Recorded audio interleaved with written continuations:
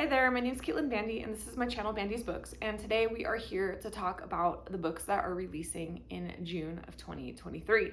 So this is not a complete and comprehensive list of every single book that's releasing in 2023. This is just a handful of books that I am personally excited about. If you are interested in learning about more new releases for the month, you can check out my book of the month prediction video, which I will link up here. That also goes over other books that are releasing in June. Those are ones that I specifically think might get picked for book of the month, but they are also books that will be releasing this month. So first we're going to talk about the books that are releasing on the 6th of June. And I have two selections for this day. First up, we have Killingly by Catherine Buettner. This currently has a 3.49 and about 84 reviews on Goodreads so far. This is based on the unsolved real-life disappearance of a student at Mount Holyoke in the end of the 1800s.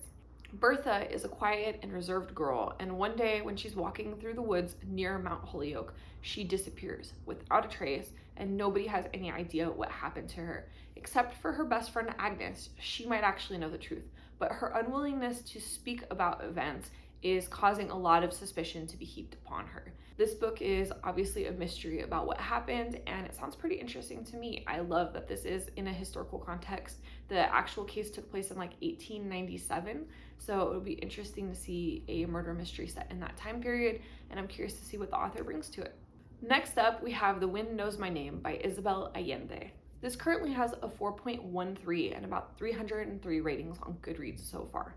This book is about children being separated from their families due to horrendous circumstances, and it is told via dual timelines. Our first timeline is set in 1938 in Vienna, and we have a 6-year-old boy named Samuel.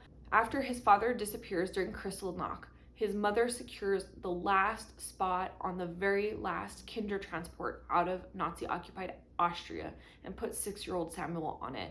Samuel flees Austria with no family members, no possessions, just the clothes on his back. And our second timeline is in 2019 in Arizona at the border. And we have Anita, a 7-year-old blind girl who has, along with her mother, fled the violence in El Salvador to come to the United States and try to claim asylum. But there is a new border policy that has been put in place that separates children and parents. And so Anita has been placed in a camp in Nogales all by herself, and it's only her imagination that's left to keep her safe. I have kind of a hit and miss relationship with Isabel Allende. Some of her books I love, some of her books I don't love. I'm hoping that this is going to be one that I love, as I think this theme is particularly important.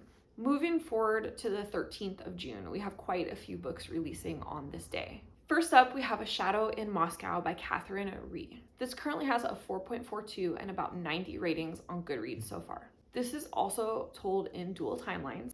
Our first timeline is set in 1954 in Vienna. We have a woman named Ingrid. World War II has ended, and Ingrid has lost pretty much everything and everyone that she has loved. And in that process, she has met a very sensitive and kind Russian embassy worker. She decides that she's going to marry him, and she moves to Moscow with him. But when she arrives to Russia, she finds a brutal regime and a life that she did not quite expect. She suspects that her husband may be KGB. But instead of despairing, she reaches out to the British M16 and passes information along to them about Russia. Our second timeline is set in 1980s Washington, D.C. We have a woman named Anya. She is the daughter of very loyal Soviet parents, and she is actually graduating from Georgetown University. She's fallen in love with an American man, and she's come to love America as a second home. But she returns to Russia and to her family. And when she's there, the KGB ends up murdering her best friend, and that solidifies something in her. She reaches out to the CIA and she begins passing information along to them. This book sounds really interesting to me. I love historical fiction. I think that this is maybe a lesser covered topic in historical fiction, especially considering the current situation with Russia in the world. I think this is particularly interesting. So I'm really looking forward to getting into this one. Next up on the 13th is Night Bloom by Peace Adzomedi. This currently has a 3.84 and about 31 ratings on Goodreads so far. This book follows two characters named Selassie and Akorfa who grew up in Ghana together. Selassie undergoes some dramatic personality changes And Akorfa ends up leaving to go to university in America to become a doctor. Akorfa realizes quickly how racism plays into things in the United States and how things are quite different outside of her world in Ghana. A crisis brings the two friends back together and causes the release of Selassie's deep, dark secret and forces Akorfa to reckon with it. Mehdi is the author of His Other Wife, which received pretty good critical acclaim. I think this book is a little more on the literary fiction side, but it's been getting some good buzz so far, and I am personally really excited to read it. And then we have Morgan Is My Name by Sophie Keach. This currently has a 4.19 and about 1,028 reviews on Goodreads so far. This is a feminist retelling of the famous villainess of Arthurian legend, Morgan Le Fay. When King Uther Pendragon marries her mother and murders her father, Morgan uses all that rage and energy and channels it into becoming one of the greatest sorceresses of her time. In fact, she's so good that she rivals Merlin, who is the king's own sorcerer. But by fighting for her freedom, she risks losing everything: her loved ones, her reputation, and possibly even her life. This might be the book that I am most excited about for this month. I am so here for the feminist retelling waves that are going on right now. I've been reading Greek mythology, I've been reading Nigerian mythology, I've been reading Korean mythology, I have been reading Norse mythology. I'm here for all the feminist retellings of everything. I have yet at this point to read a retelling of Arthurian legend. I know there are quite a few out there, but this one in particular looks really good to me. I am hoping it lives up to the hype. And the last of the books that I picked for the 13th is Speak of the Devil by Rose Wilding. This currently has a 3.61 and about 393 reviews on Goodreads so far. This book features 7 shocked women who are all in a hotel room together. In the center of the floor of this hotel room is a severed head. All 7 women deny committing the murder, even though all 7 of them have a good motive for having done it. They must work together to figure out who committed the murder while they stay one step ahead of the police. This, I feel like, could be really interesting depending on how it's done. I know that the feedback so far has been kind of so-so, but I'm curious to see what I think. I'm hit and miss with thrillers in general, so there's always a 50-50 chance that I'm gonna like them or not like them, but this one sounds like it has kind of an interesting concept. Releasing on the 20th, we have Lucky Red by Claudia Cravens. This currently has a 4.02 and about 95 ratings on Goodreads so far. From what I understand of this book, it is a modernized version of a Western with kind of a feminist bent. And as I mentioned a couple books back, I am here for all these modernized retellings of different stories. I'm not super familiar with the Western genre. However, I love seeing any old traditional genre get an update, get a facelift.